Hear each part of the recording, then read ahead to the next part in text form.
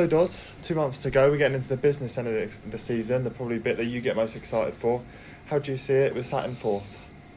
Yeah, I think over the whole season, it's a long season. You know, the boys come back in at the end of June, don't finish now until probably mid-May. And over the season, you have your very good runs. You have some sticky patches, as all clubs do. And you end up where you deserve to end up. And after 46 games, you know, that's exactly where we'll be. Very confident we're going to hit the playoffs. And I'm very confident of the team that we've got that, you know, that we'll do well in those playoffs. So, yeah, from our point of view, been a sticky last sort of 4 away games. Got to say that. But before that, we were fantastic away from home. And so that's just part and parcel of a football season. You'll have difficult moments and good moments. And, you know, thankfully our home form has been very good the last 4 games. And our away form hasn't. And listen, sometimes it's a bit like golf, you know, you can drive and you can hit the fairway, but then you can't putt. And at the minute we're doing well at home, not so well away. Before that, sometimes we were doing really well away from home and not winning the home games. So, listen, my preference would always be to win the home games. You know, I think it's for our supporters here. That's where we get the majority of our support. And like I said, if you actually take the overall stats so far this season, you know, I think our away support has been amazing, and we've done them proud in the main. But we're just losing that silly goal, losing by the odd goal each time. And you know, whilst it's really disappointing, it's not for the lack of effort from the players, that's for sure. And throughout this season, we've seen a little bit of chopping and changing, but you probably feel as though at the moment in the change room, you've got a really good group of lads at the moment.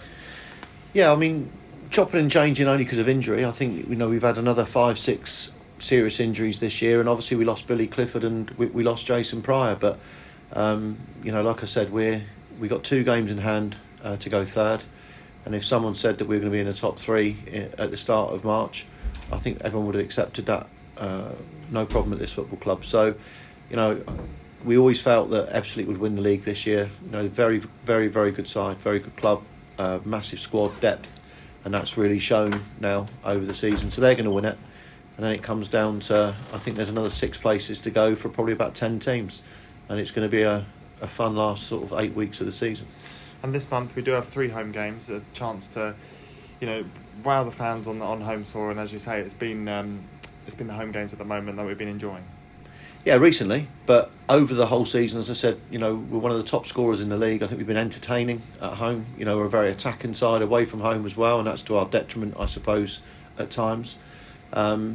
But yeah, I mean, the sticky part of the last sort of 4 away games has been it's a bad equation, really. We're conceding just the 1 or 2 sloppy goals, and we've stopped scoring away from home at this moment of time. That will change. You know, I think we've got good players in Mo and Charlie Ruff, James Roberts, you know, Callum Keeley, Danny Wright, so Sam Matthews. You know, so you talk about those 6 players. They've just hit a little bit of form at the minute where away from home the goals haven't been going in. But we beat Chelmsford by 3. I think, you know, we start 3-0 against Taunton here. So, you know, at home we've been very good. I suppose of late, I mean, we've had some injuries back. It's just been the suspensions that have kind of, when you get that fully fit squad, then you get a few players out with suspension at the moment. Yeah, listen, the discipline players know, as and it's not obviously all the players, it's only 2 or 3, but the discipline has been really disappointing. You know, Mo, Charlie Ruff, Danny Wright, Joash Nembran, all 4, you know, weren't acceptable. And they know that. The worst thing about that is that you then miss 3 games, and for Joash coming from 10 weeks out to missing another 3 weeks, that's not helped him. So, you know, Joash now needs to go and get really match fit, run of games, and you can only do that by playing him. So, same with Danny Wright, you know, you could only he missed another 3 weeks, and it's, you know, self-inflicted. So that's something that can't happen between now and the end of the season, because, you know, 2 years or 3 years ago we lost the playoff because Josh Taylor got himself sent off in the 25th minute, and there's very few games that you win with 10 men when you're trying to survive for 60 minutes. You can do it for 10, 15, 20 minutes, but, you know, it cost us in the semi-final of a playoff. So, you know, it's been reiterated that we've got to have good discipline. And teams in and around us at the moment will be doing that sort of final push to sort of contend for those playoff places, and I'm sure it'll be an exciting few weeks, and to be interested to see what teams will be able to get in and around us. Yeah, listen, I've got to be honest, I'm not worried about anybody else. You know, the only team that we need to worry about is ourselves. and the ideal is to finish up as high as we can. Whether that's second, whether it's third, whether it's fourth, you want to start off with a home game. But like I said, our form fluctuates home and away, so it's always going to be on the day in the playoffs. We've got to get in the playoffs first. That's the first target. Like I said, probably 6 wins, 18 more points would get us into those playoffs. And that's we want to get those 6 wins as quickly as we can, really, starting hopefully with Saturday. Well, it's a brilliant chance this month, and it's a busy month. I think it's 7 games this month. And when you're playing sort of every Saturday, Tuesday, Saturday, Wednesday, is there anything different that you do, or is it just preparing for each game as it comes in terms of fitness and players and rotation? Listen, I think there's no question that when you're going away to Bath on a Tuesday night, Taunton on a Tuesday night, and Dover on a Tuesday night, you're talking pretty much 150, 300 mile, therefore, round trip. And they're difficult. I take my hat off to the likes of Baths and Tauntons who have to do it regularly. But it's something that, unless you're used to doing it, it's quite difficult. So, from our point of view, we prepare the same for every game. Every game is analysed. All the information's given. But ultimately, when the players cross that white line, it's for them to. It's like Mo entertains everyone. It's for Mo to go and smash in 2 goals, and you've won a game. So, like I said, the players know the patterns, but they know the structure of play. The set pieces are worked on. Everything's done. But you are talking about human nature. You are talking about 11 players going on that pitch, and they've all got to try and perform to their best ability. And just finally, on those last 3 away games, we had some brilliant away support, and hopefully we'll be able to entertain them again on Saturday. Yeah, the home support's really picked up again. Sort of the last 3 games, we've had over 1,200 people here. They have been entertained. Like I said, we've scored goals, we've won matches. And I think that's really what football at this level is about as well, is that people coming to the club, enjoying their football, enjoying a day. And that's been the case all season. It's been an entertaining season. I think we're an entertaining side. We don't try and sit back and defend. I think we're a team that tries to get on the front foot. But 8 weeks to go. That's, as you said, it's the business end of the season. This is the exciting sort of part of the season. We've worked really hard to get ourselves in that sort of position where we are now, and it's very important that we finish off the good work that we've done up to now. And while we're here doing this interview, you've got Jamie out there running the session. Probably a bit later on, I'm sure Joe and Jamie as well will be helping out with the academy too. Yeah, I think what we're trying to do is progress. Certainly progress Jamie through the first team ranks, really.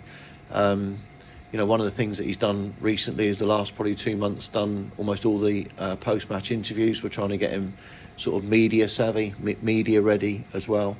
He does the majority of the first team coaching as well now. So, he's probably just about the end of his playing days. I think we all know that. But for me, Jamie Collins, is a massive part of the football club. I think he's part of a younger generation that needs to come through. I think that's always important. To stay relevant as well. So I think there's a clear path here, for Jamie to progress, and it probably is on the management side and the coaching side here. So, that's a big thing for him, I think. And like I said, pushing him in front of the cameras and getting him, talking to you, and explaining good results and bad results is another good experience for him.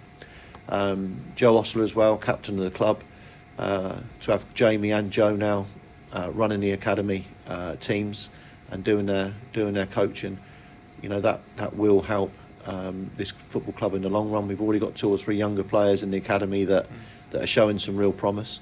It's really good to see players, and perhaps let's call them more experienced players at the club now, coming through running this club's academy, because I think that's really, really important. It's a community football club this now, but we do need players that care about the club, that are going to keep pushing it through, and that's what Joe Ostler and Jamie Collins certainly give us.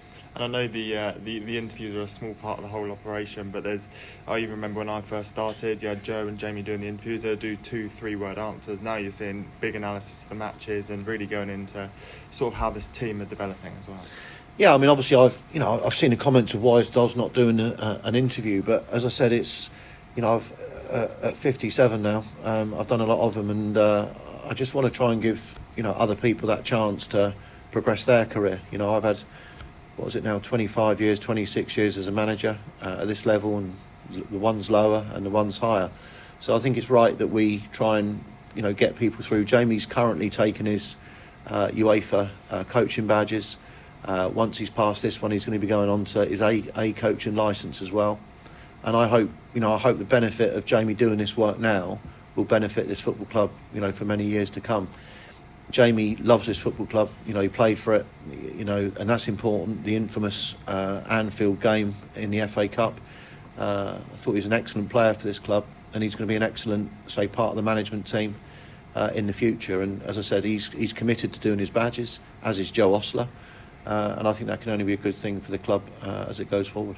And it's not just the development in terms of the management team, but also seeing players that you bring in, even the ones that we've seen recently, Charlie Ruff, the likes of Charlie Ruff, Gio wanting to get involved as well, and it just shows that the community of this club, it really is, and the new players that come. Yeah, I think, we speak to all the new signings and say that there are coaching hours available here. I think that for them to progress, it gives them a voice as well, how to communicate. It improves them, believe it or not, as a player, if they can go and coach and actually understand the coaching aspect of football. So, yeah, like you said, Ruffy's been about, Joash Nembrat's been around, Danny Wright's always offering his experience as well in the sessions to the youngsters. So yeah, it's as I said, there's a lot of work being done at the football club that's not necessarily seen at Dover on a Tuesday night when you've got to beat 1-0.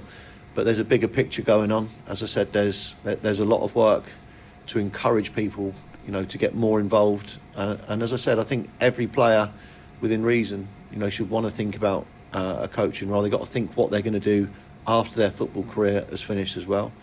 And the sad thing is that most of the players at 32 and 33 really haven't got a clue what they're going to do, and that's even at our level. So we're trying to educate the players to do that. And like I said, there's a lot of players here that have been encouraged to do it, and they are doing it. And brilliantly as well, it's not just it doesn't just stop at the players, because I know the amount of times you come into the office after a Tuesday and you'll be asking Gary about the numbers on the holiday courses and how many people are really joining our sort of education programs as well, and it just shows the whole variety that the Hawks really do offer. Yeah, I mean, as I said, a lot of work is unseen. People won't know that Richard Pope and myself, Ross went into schools, did assemblies, met all the head teachers.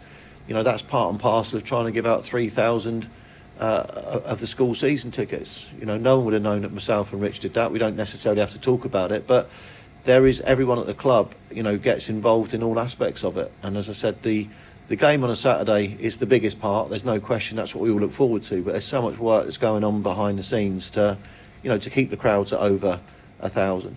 I mean, I'm so excited because we got 3 or 4 unbelievable initiatives coming out again for next season.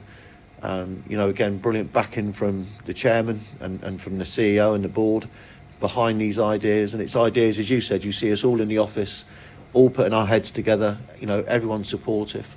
And that's all we're trying to do. We're just trying to produce the best community football club for this area. We get criticised for not having a grass pitch, but without the pitch that we've got, we wouldn't have over 250 kids here on the half term. So, listen, there's dinosaurs about, there's old school about, and I get that. But ultimately, as I said, Derek in particular wanted to go a certain path, and I think he's made some very, very good calls in the last sort of 2 or 3 years with regards to how this club's going to progress. We can't rely on the chairman forever. We've been saying that since I got here. Too many people rely on him previously to me coming here, and it's time that the club, and it is able to now, by the way, it's very, very close to being able to stand on its own 2 feet. And I think that's equally as important if you're going to be a productive football club.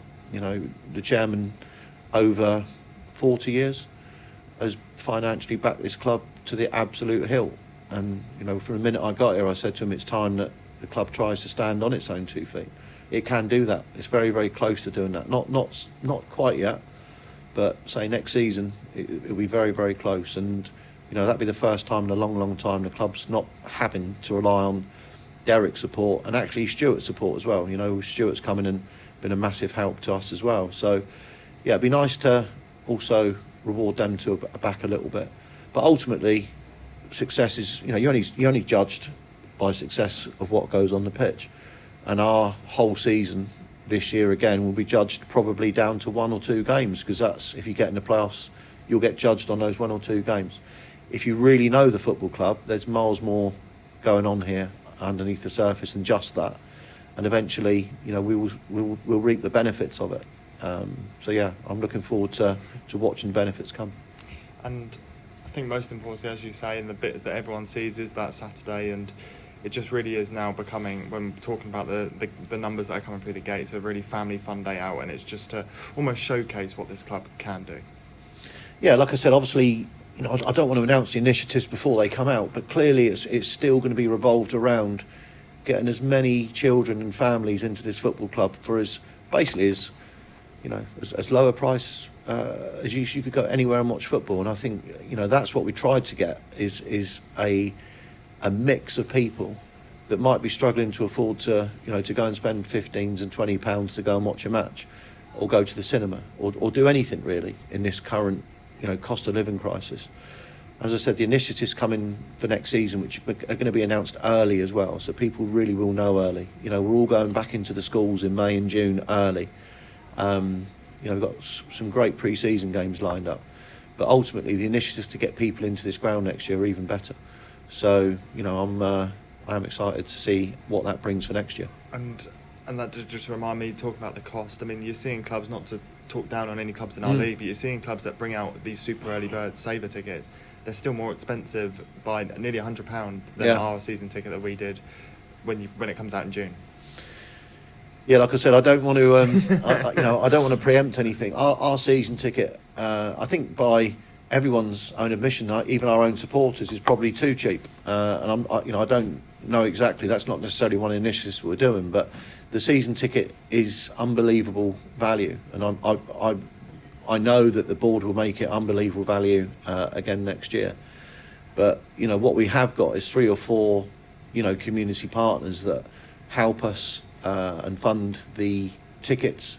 The Flexley ticket has been a huge success, I think, and that's probably the massive promotion that's going to take place in March, April, May and June for next season. So we've got the cheapest holiday courses. Most clubs are 18 and £20, ours is 10, which is why we're getting 250 children turn up. It's an area that in this current area, we wanted to try and get as many children playing football and just enjoying football, and I think we're definitely succeeding in that route.